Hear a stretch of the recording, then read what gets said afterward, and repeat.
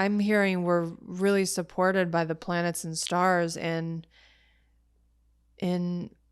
evaluating what kinds of beliefs, thought patterns, emotions, relationships to our identity, to our wound are ready to change. Welcome to the Weekly Transit, a podcast exploring the intersection of Western astrology and Jungian psychology. Astrology is a language that communicates how the planets and stars influence life on Earth, while psychology helps us navigate both conscious and unconscious experiences. Together, these tools offer the potential for self-understanding, growth, and transformation. Join astrologer Scott Tajarian and me, psychotherapist Gabriella Durso, as we dive into the cosmic forecast each week.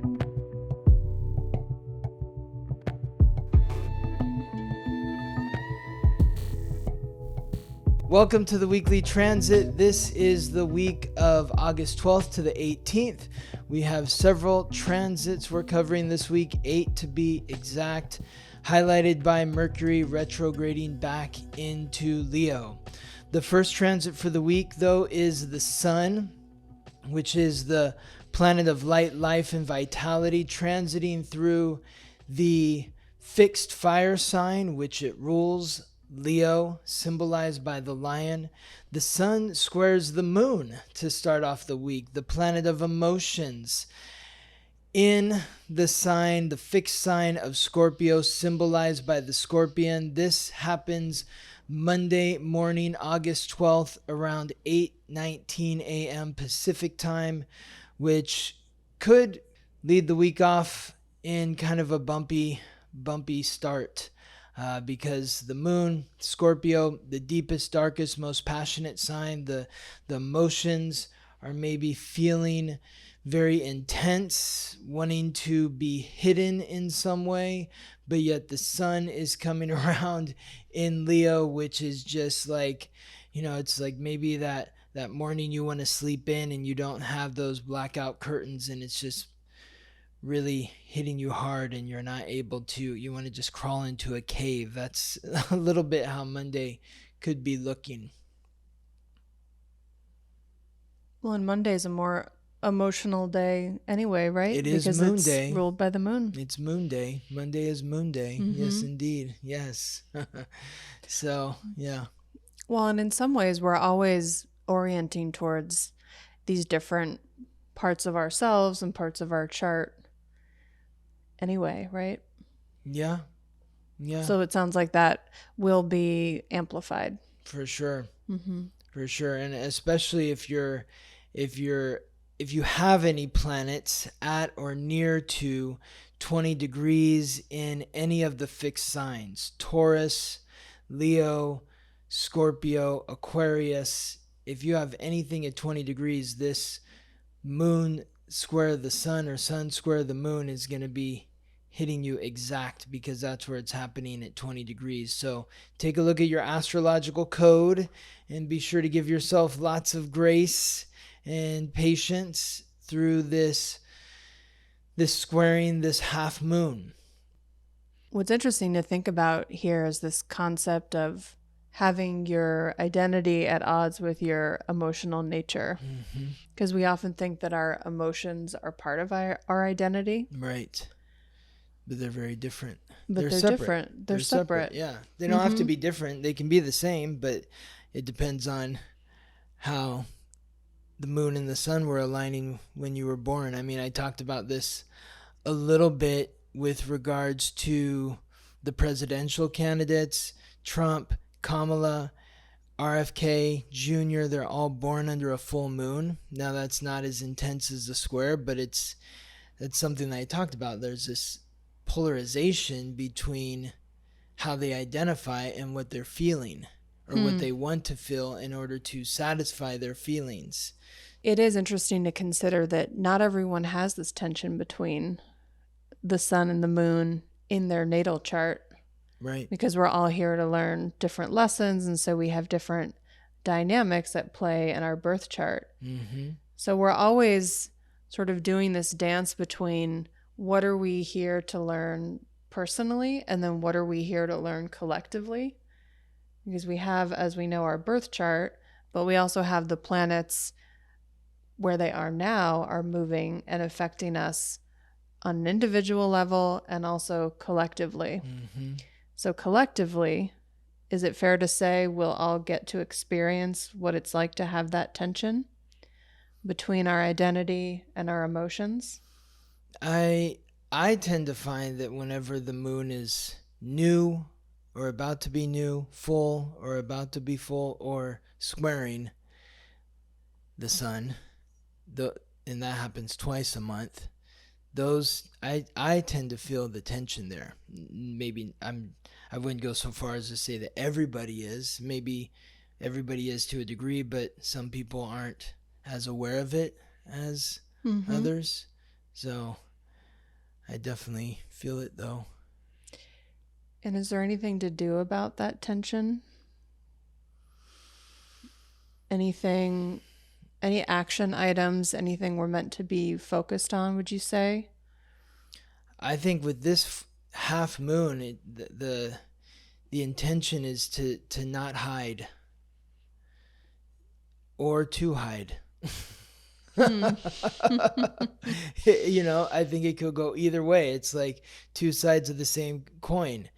Do you need to dial it back and go within, or do you need to exert yourself in some way, show yourself in some way where you've been hiding? So I would say that if you're hiding, then you need to show yourself, but if you're showing yourself, then maybe you need to hide. We have such a strong narrative around vulnerability that everyone needs to go out and be vulnerable. But some people have a tendency maybe to overshare or to expose themselves to their detriment. Right.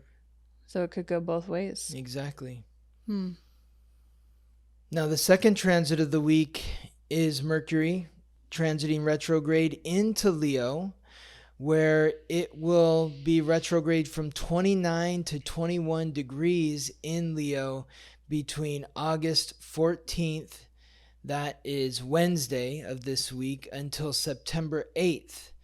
So we get this second go of that Leo energy, Mercury in Leo energy. Mercury was just in Leo between July 2nd and the 25th before it moved into Virgo. We had the first 4 degrees of Virgo, which Mercury was transiting through, to 4, back to 0. Now it's back into Leo, where it will be moving back to the 21st degree, and that's where the retrograde will end on August 28th. And then on September 8th, it moves back into Virgo, and September 11th is when the retrograde transit, or the retrograde shadow, ends. So this is definitely, now this is a couple days after the sun squaring the moon in Scorpio, and by the time Mercury transits back into Leo on Wednesday, the moon will be in Sagittarius, and so you'll have the sun in Leo and the moon in Sagittarius, Mercury moving back into Leo. There's a lot of fire here because Sagittarius is mutable fire and Leo is fixed fire. So it feels like if you were hiding on Monday, that Wednesday is when everything kind of comes out. Arrows are flying, lions are roaring. It feels like it's intense. But the focus for this Mercury retrograde in Leo, as it transits back into Leo, is reflecting, reviewing the nature of your heart. And how those feelings within your heart, that expression of love and creativity and fun and joy, how that connects to your mind. Does it connect to your mind? Are you disconnected from your mind to your heart? This is an opportunity to connect the heart to the mind. And it sounds like, too, connecting with the moon in Sagittarius, well, coinciding with the moon in Sagittarius, that there might be some emotional truths that come up for you around the relationship between the two. Like some clarity around no one's what is true for you. holding back here. No Right. one's holding back.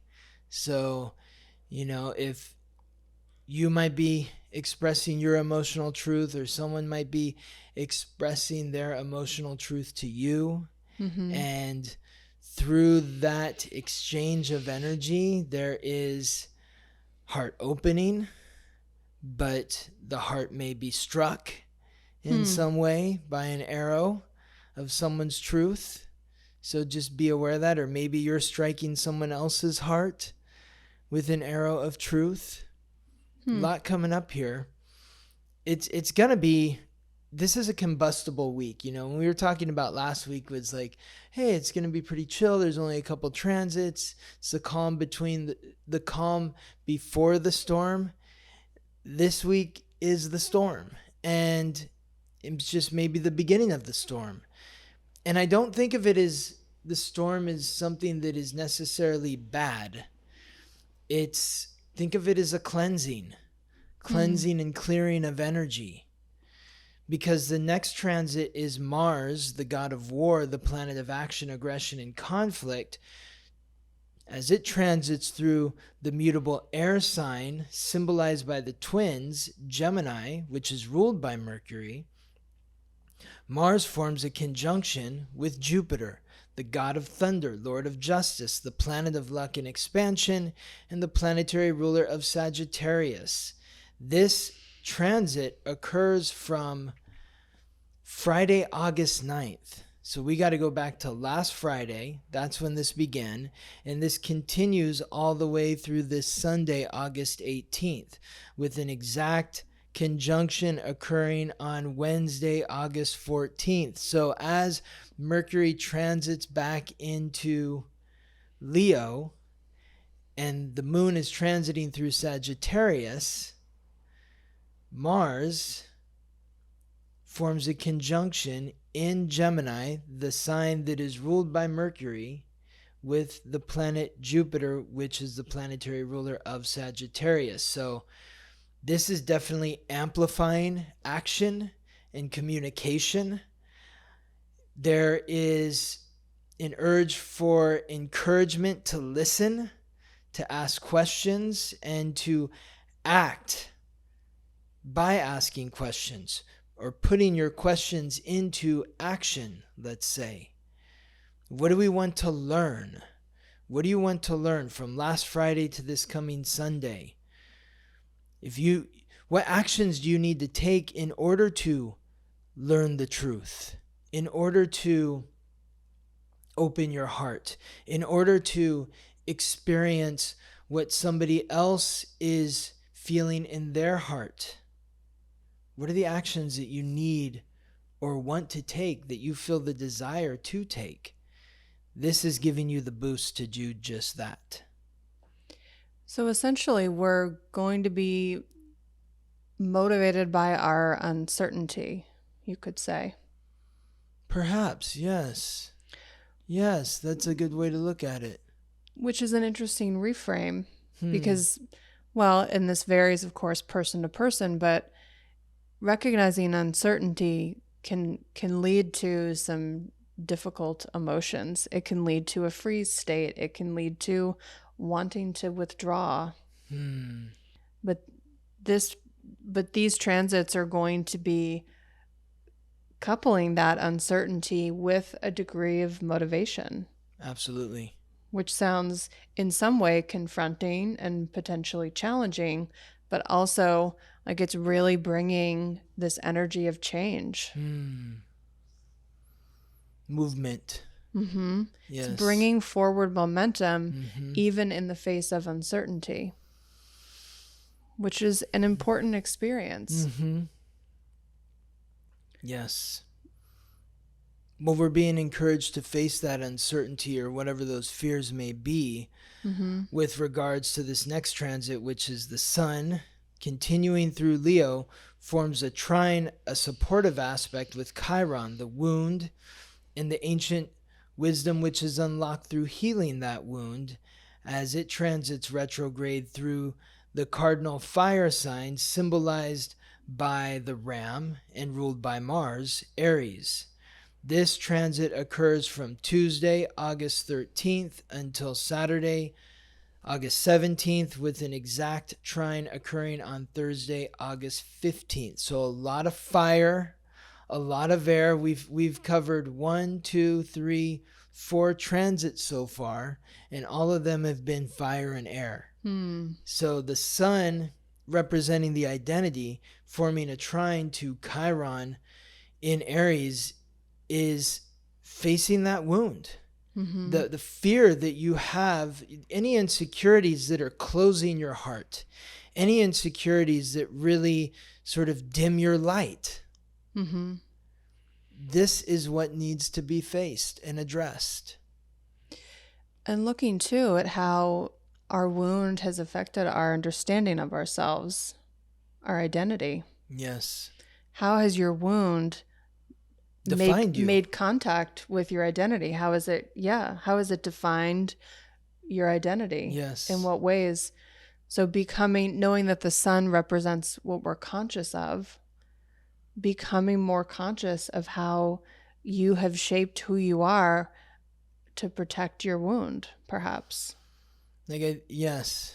Yeah, I think of this from the perspective of the first transit, which was the moon in Scorpio squaring the sun in Leo, and how there might be this hidden energy. It feels like as we get to this transit of the sun and Chiron, it's breaking us out of our shell. Like you say, like, how has our wound shaped us or defined us? This is reshaping that, or breaking us out of that shell, the facade that we're hiding behind, right? Breaking down the facade. And I imagine inviting us too to restructure how we relate to our wound, because Chiron in Aries is a wound to ourselves, to our experience of ourselves. And we know that Aries is inviting us to face fear, to have courage. So perhaps part of this shift is about no longer building your identity around your wound, but allowing your wound to be more visible. How so? Well, it's connecting with the light of the sun. So it's being touched by the light representing consciousness. It's being amplified. It's being brought into the light of day in a way that is pretty uncomfortable for a wound. We often keep, the wound bandaged and wrapped up, and now it's like opening up that bandage and letting it get some sunlight, some fresh air. That can be very healing.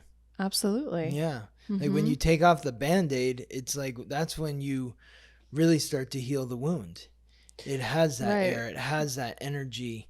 When it's, when you have a Band-Aid on, the skin gets like a weird color, and it's all... It does, because we need the air. We need the light. Exactly. Right. Yes. So that's what this is doing. Well, and there's an empowering quality too to taking off the bandage when you're healing a physical wound, but also when you're healing an energetic wound. When you can't see something, you can't look at it, you're going to think the worst of it. And so allowing yourself to actually see your own wound more clearly and allowing others to see it too. Feels like you're able to get a handle on it from that perspective. Well, and because you can see it, or others can see it. Maybe others see it and say, well, it's not as bad as you think it is. Right. Look how much it's actually already healed. Yeah, exactly. So there is a challenge that comes up along the same times as all these other transits. So there is, it's not all sunshine and rainbows and fire and air. We've also got Mars, as it continues to transit through Gemini, forms a square, a stressful aspect to Saturn, the god of wealth and time, the planet of restriction, responsibility, hard work, achievement, and authority, transiting retrograde through the mutable water sign symbolized by the fish, Pisces. This transit occurs from Monday, August 12th, until Saturday, August 17th, with an exact square occurring on Thursday, August 15th. So this is adding that bit of spice or maybe even bitterness into the dish. It's like, oh, yeah, it gives it some character. And that's what Saturn is here to do, is to help define you and give you character. And it may feel uncomfortable through the process. It's Mars is wanting to charge ahead, but Saturn is saying slow down, because something is going on beneath the surface of your mind, in your unconscious, that you need to slow down and look at, that you need to bring into the conscious. There may be an energy, an urge to rush. I mean, Mercury, though it's moving retrograde, it's moving more quickly now, because it's been retrograde for at least 10 days. No, not 10 days. Well, by this point it's been retrograde for 9 days. So it's starting to pick up pace. Maybe you're starting to get that flow back to your life, as Mercury is moving a little bit quicker than it was during the early part of the retrograde. But this aspect with Saturn is saying you still need to slow down. You still need to go within. There's something within yourself that you may not want to look at. Maybe that is the wound that you're discussing, Gabriella. Where is this? What's the root of this wound? Where does it stem from? Well, in order to go there, we might have to go into a difficult place, a place that we've hidden beneath the surface, that brings up feelings of guilt, shame, regret, blame. We need to take responsibility for the experience that we're having within ourselves that we've been hiding from, and to hold ourselves accountable for wanting to move out of that frequency into the light. Part of what I hear in this, and let me know if this tracks astrologically, but if Gemini is about learning from others, learning outside of your system, is this Saturnian lesson coming more from inside? So there's going to be maybe a relationship between learning within your own system and learning externally? I think the external is awakening the internal. So there's a mirroring quality, perhaps. Leo puts on a show. It's the dramatic sign. It's ruled by the sun. The sun isn't something that you can hide from. So everything feels amplified, and the experience that you may be having through the people around you might be dramatic. People might be more dramatic, and because of that drama, it's inciting you, drama within you, which is then bringing something up from beneath the surface. Remember, fire boils water, and Saturn is in Pisces, which is water, and there's a lot of fire energy right now. So this fire energy is boiling up the unconscious and bringing it to the surface with the steam of Mars in Gemini, which is cooking through that air sign. So there's going to be a parallel between what you see on the stage. If Leo is about performing and big gestures and statements and putting on a show, there's going to be some sort of parallel between that process and what's going on in your inner world to look at. Yes, I think so. That's a good way to put it. And I think about this a lot too when it comes to asking questions. There are questions we need to ask of those outside of us, and then there are questions that only we can answer for ourselves. and there's wisdom in knowing the difference. And so I wonder here if part of what could come up is this Mars and Gemini is wanting to ask a lot of questions outside of your own system, and then this Saturnian restriction is going to come in and say no. The answers are actually inside.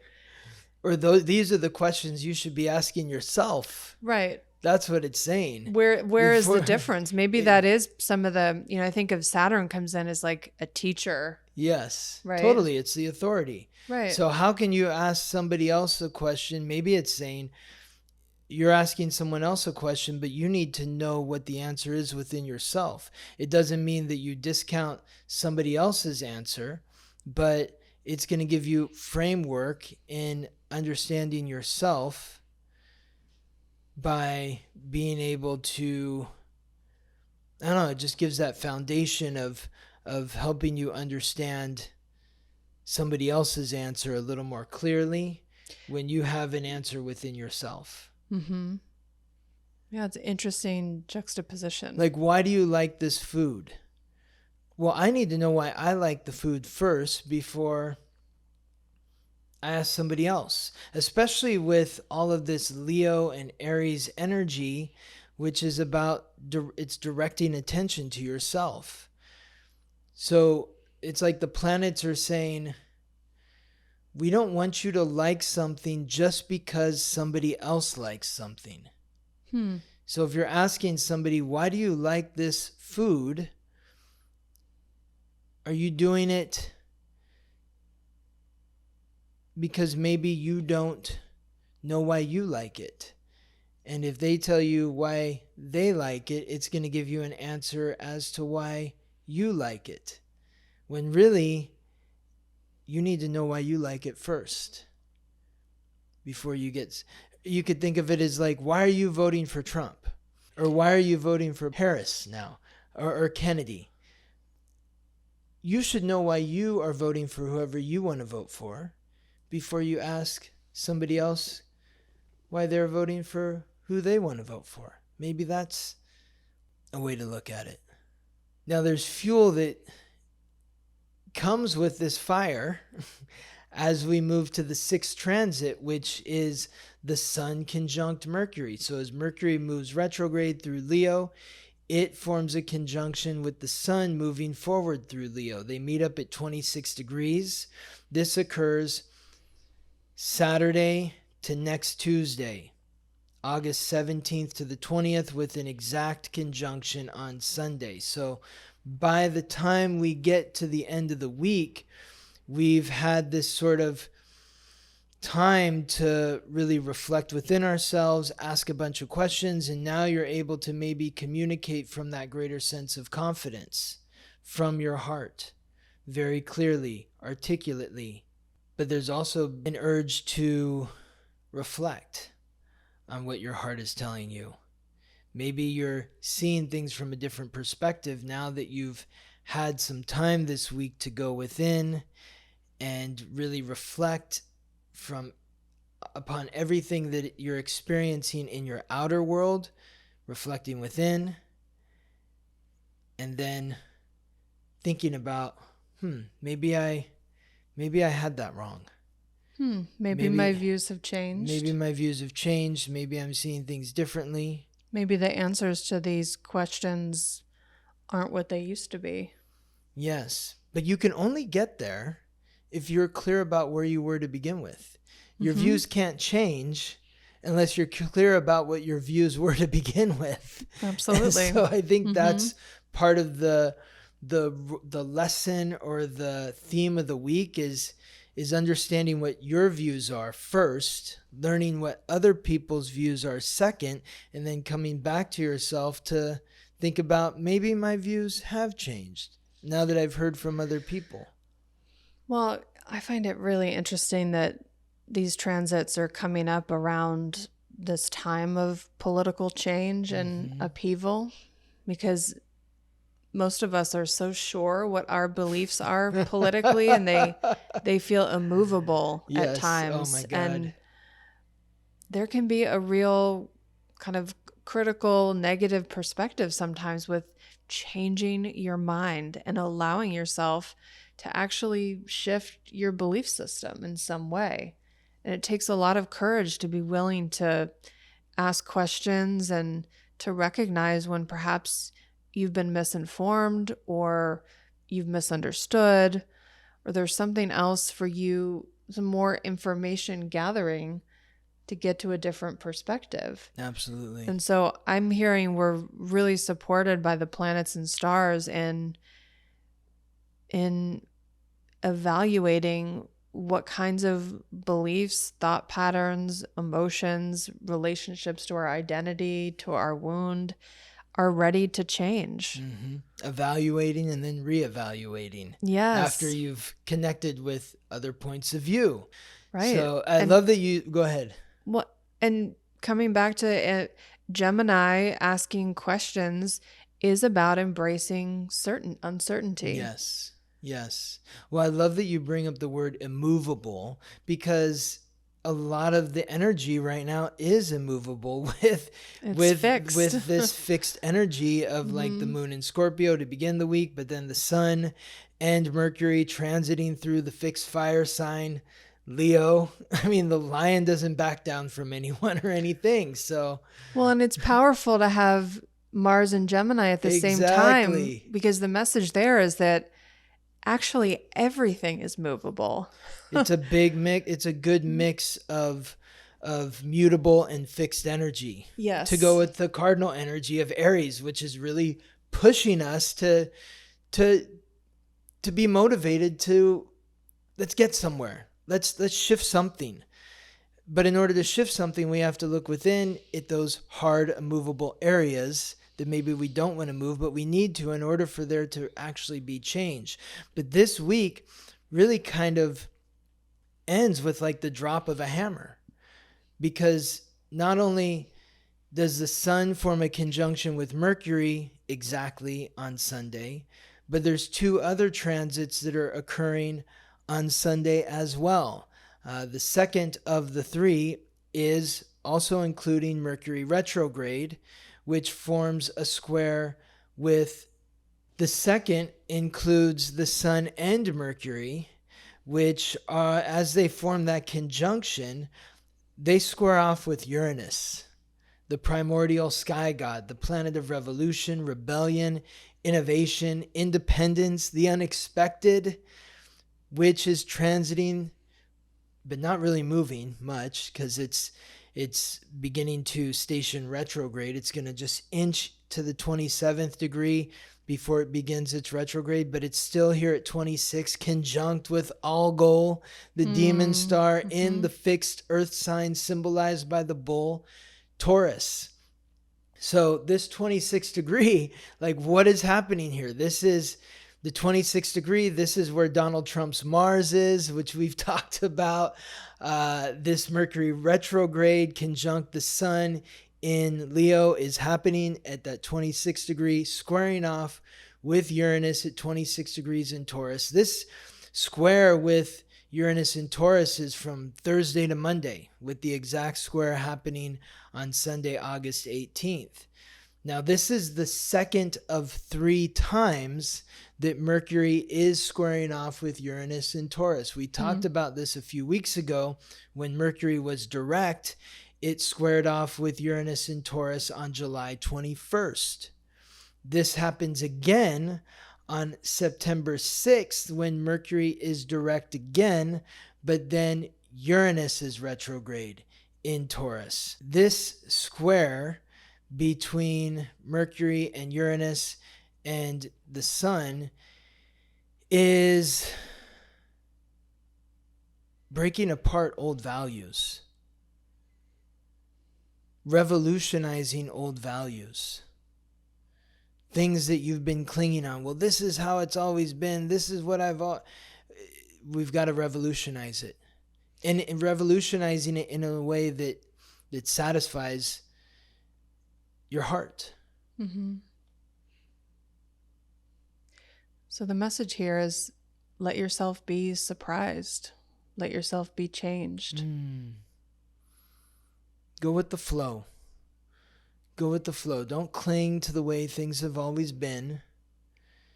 You say go with the flow, but I feel like it's going to be a little more jarring than that. I think of Uranus as like a volcano erupting. Yeah. Okay. I'm just, you made it sound peaceful, and I'm not sure as I'm hearing you describe it and I'm feeling into it. Well, if you're on a mountain and a volcano erupts, I mean, what do? Like, you run, and you're not going to outrun. You just, I don't know, you just kind of hunker down and hope for the best. Hope for the best. I mean, like, what do they say in an earthquake, right? Run outside? No, that's the last thing you want to do. You want to get down and take cover. I think you want to allow yourself to be changed. So when you go with the flow, it's just like, if an earthquake happens, just get under the table and ride it out. That's going with the flow. It's not, hey, just take the lazy river down the stream and everything's going to be okay. No, it's like, don't do anything. Just hunker down and let the wave pass over you. And when it's all said and done, where are you? Pick up the pieces and move forward with the new. I think there's a potential for some relief here. That is what an earthquake is. Mm-hmm. It's tension that builds, and eventually it can't hold that tension anymore. Right. It has to snap. Mm-hmm. That's why it happens. And so there's tension within the heart, and that's squaring off with our sense of values that can no longer hold. It has to break. And the question is what do you do when it breaks? Do you try to rebuild things the way that they were? Or are you going to pick up the pieces and build something new? If you try to rebuild in the way things were, it's just going to create that same tension that was there before. Well, and it's also an illusion to think that you can ever rebuild something to be exactly how it was. Exactly. And that in and of itself creates tension, because there might be frustration around the fact that you can't have what you always have had, but now it's gone. It's about going with the flow, is about accepting what has gone, what is no longer here, and going with what is here. That's what going with the flow means for me.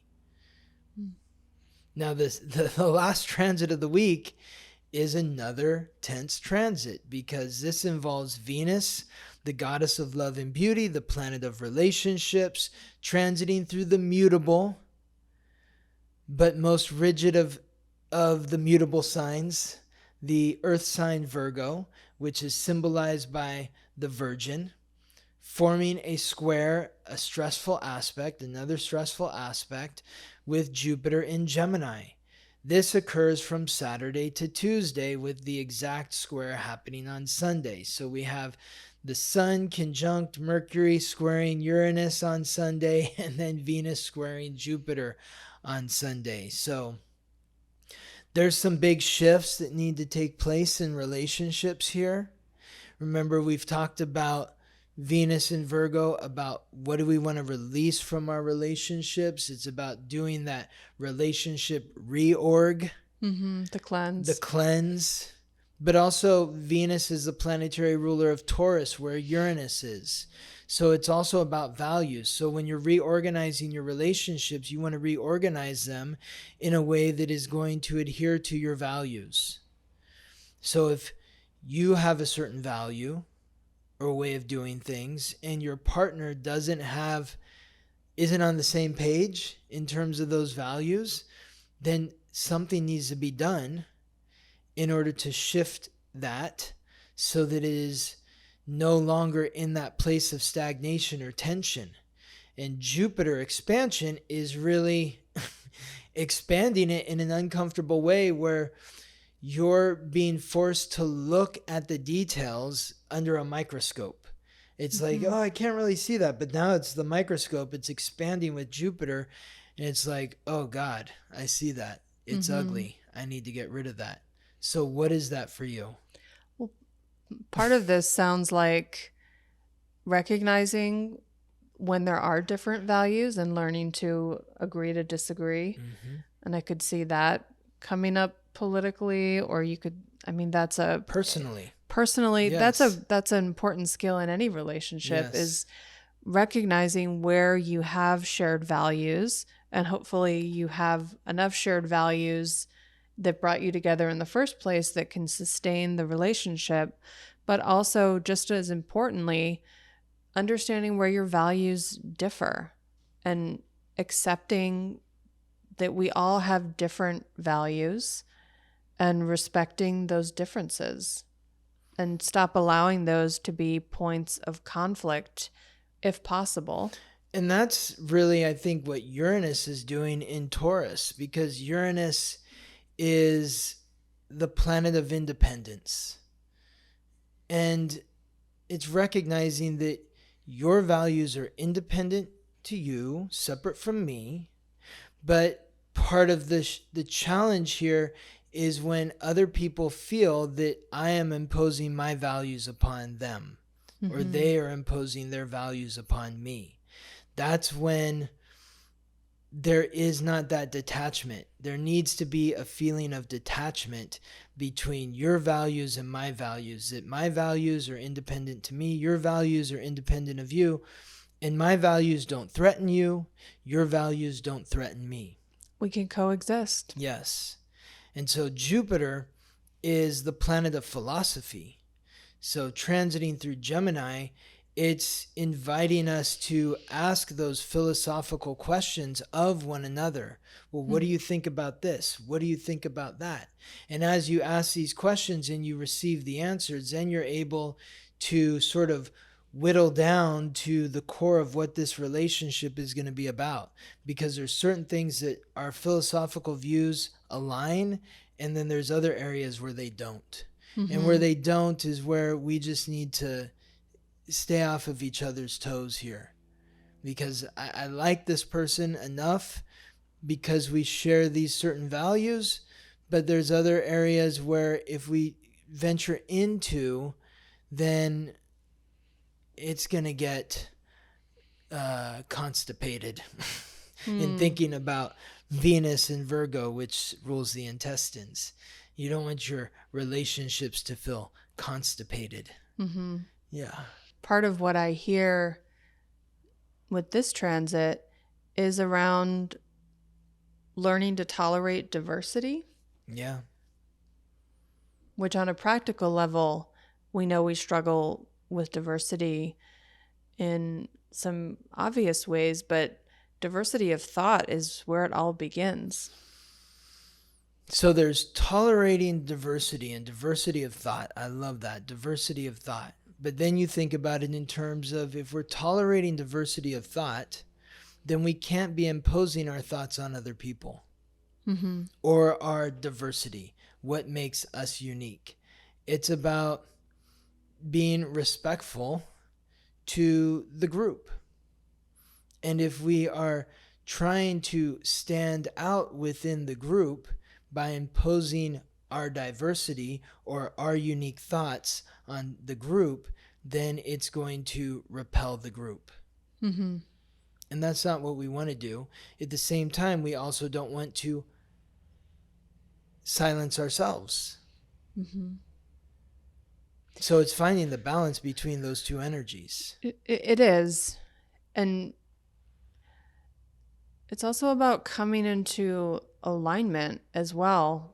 You can't say you value diversity over here and then not over here. Exactly. Like, you can't say racial diversity is important to me, but diversity of thought isn't. You just can't. It's hypocritical. Right, exactly. You can't. Yeah.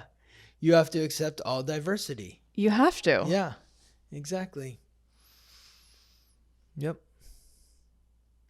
That feels like a massive lesson collectively there's so much there's so much conflict around our relationship with diversity. Yes. And we only want to look at it through one perspective. Our question today comes from Chelsea Ray. What would you suggest for someone who can't remember many details of childhood family dynamics but wants to do this work of inquiry? That feels like it's more for you. I don't know. I mean, I guess from an astrological perspective, Chelsea, is we could look at the date, time, and place of your birth, and then family, people from your family or your past, or if you don't have the time, at least have the date they were born, and that could give insight into family dynamics. But this also feels like there is like maybe some hypnosis work or something there that, to reflect upon the childhood, or maybe therapy, something like that, right? Well, it's an interesting question that's bringing up a couple different things for me. One just sort of general statement, and Chelsea, I'm not saying this is exactly what's going on for you, but it's possible. Sometimes when we aren't able to remember the past or childhood, it can be because we experienced trauma. We have memories that we've suppressed because they were difficult. And those can be more consistent, lower level traumas that perhaps didn't even register as trauma. So that's one possibility for why someone might not remember details from their past. And if that's the case, then getting into a regular rhythm of whether it's working with a therapist or working with yourself to put time aside to reflect on the past is useful. There could be an association. Maybe looking at the past doesn't feel safe. And so there are defenses that are coming in to protect you against what you might need to feel if you were to think about and reflect on the past. So building safety around the past is one idea. Another possibility is that you're someone who doesn't need to reflect very much on the past. I'm thinking of, for example, if you had a north node in Capricorn, meaning your south node then would be in Cancer, that you wouldn't be someone who would benefit that much from looking at the past. You would benefit more from setting goals and moving forward into the future. Totally. I actually know someone who is born with the North Node in the 10th house who doesn't remember anything about their childhood. Like a few things here and there, but for the most part, is always like, I don't remember that. What, that happened? It's like, so, Yeah. But they're supposed to be focused on moving forward, on achieving goals and ambitions, and leaving the past in the past, and not reviewing or reflecting upon it so much. Just stay present on the mountain and keep climbing. Right. It could be that you've processed what you needed to process from childhood, and that you've released it, and it doesn't have a strong hold on you anymore. So I think there's really different ways to answer this question, and I'd be really curious to know for you, Chelsea, what relationship do you have with, it sounds like you have some curiosity, you want to do this kind of work. And I wonder, how do you see your relationship with the past? What might be standing in the way for you? Do you have a sense of what that is? Is it more of a defensive kind of reaction? I guess, how do you feel about not being able to remember the details? Do you feel at peace with that, or do you feel anxious? Do you feel fearful? That might give you some insight into how useful it is for you to look at the past. Awesome. Our next question comes from Jess. Hello. In my last questions, I was too vague. With my Mars influences and Cardinal Squares, Aries Moon, Scorpio Mars, Libra Mercury, Capricorn Rising, how can I work with those placements better? Okay, well, thank you, Jess, for the follow-up question. Aries Moon is saying, the challenge with Aries Moon is impatience and maybe being a bit self-absorbed. So thinking about the other, though Mercury is in Libra, so I'm curious to know how close they are into opposition, but the way that you think and communicate is very different from the way that you feel. This is kind of like what we were talking about in terms of the polarization between the sun and the moon. So your mind is very different than your emotions. So maybe you are thinking and communicating in a way that is very attuned to whoever you are communicating with, whereas you have this urge to do more for yourself, to satisfy your emotions, which is the Aries Moon. The Scorpio Mars brings a bit of secrecy to how you act and how you take action in life, but it can also be viewed as that you're just kind of under the radar in that way. You don't need to put your business out to everyone. The Capricorn Rising definitely gives you that sense of, it gives that barrier in terms of how others perceive you. I just always think of the Queen of England, who is a Capricorn Rising, and people would say she's so unemotional. She never cries. Well, she's a Capricorn Rising, so her exterior is Earth. So people may have a hard time reading you or understanding you because of that Earth energy on your ascendant. So how to work with those placements better? I mean, it's really tough. I'd say number one is self-acceptance. Just recognizing who you are, that you're somebody who emotionally you're going to be most satisfied by being yourself and doing what you want to do. Mars in Scorpio is saying whatever it is you're going to do it in secrecy or be discerning about who you're doing it with. Libra Mercury is about being graceful and charming and seeing the other side of things. So it's really a good balance between that and your moon. It's scratching both those itches. And the Capricorn Rising is saying, what do you want? What are you working to achieve? How do you want to be perceived by those around you? So I hope that's helpful to you. I see a lot of balance in here, as you've described, between the Aries Moon and the Libra Mercury. So there's an opportunity for creating win-win situations where you benefit and so do others. That's a great point. Like, really, you have an incredible skill at creating those situations that work for everyone.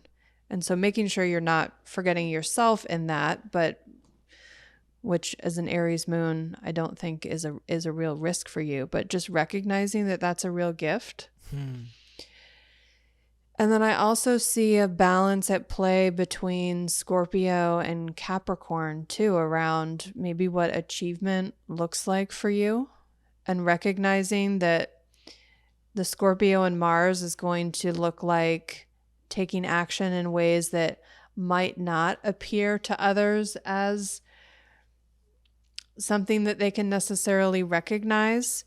Like the Capricorn rising wants to be recognized publicly, or wants to have a certain level of status and be seen by others. And so balancing that with, how do you truly take action as a Scorpio Mars in a way that is not going to be as visible to others? Well, and I think that's okay because I mean Capricorn Rising, you're right, it's about status, but it's not status in a showy way. No, not at all. So that really works well with the Scorpio Mars, that it does. People are going to realize like, oh, wow, look at what Jess has accomplished. I didn't even know she was working on that. That's amazing. Right. It's like. Right. Yeah, there is sort of this in front of the curtain, behind the curtain, maybe duality to who you are. That you are working on things in secrecy, in private, maybe for yourself for a period of time before they're able to emerge and give you that recognition that your Capricorn rising is wanting. So there might just be maybe a relationship with patience there to become aware of. Yeah, for sure. Yeah. Awesome. Okay. All right. Thank you for your questions, Chelsea Ray and Jess. And if you would like to ask us a question, just put it in the comment section of Spotify. They kind of changed their formatting. So now there's just a comment section and you can write whatever you want there. Any questions, any comments you want to make, and we will see them. So thank you for listening, and we'll see you next week. Thank you so much.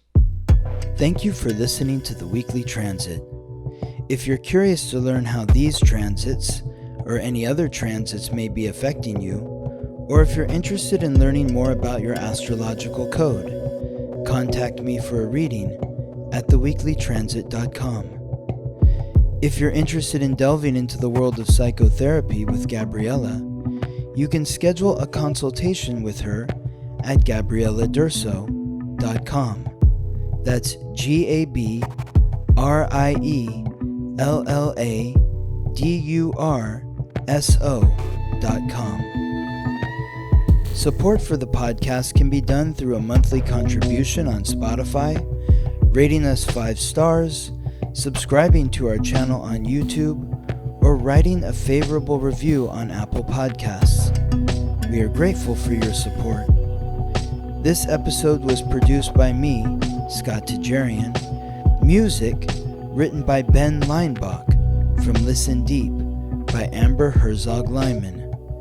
Wishing you all the best as you ride the planetary waves.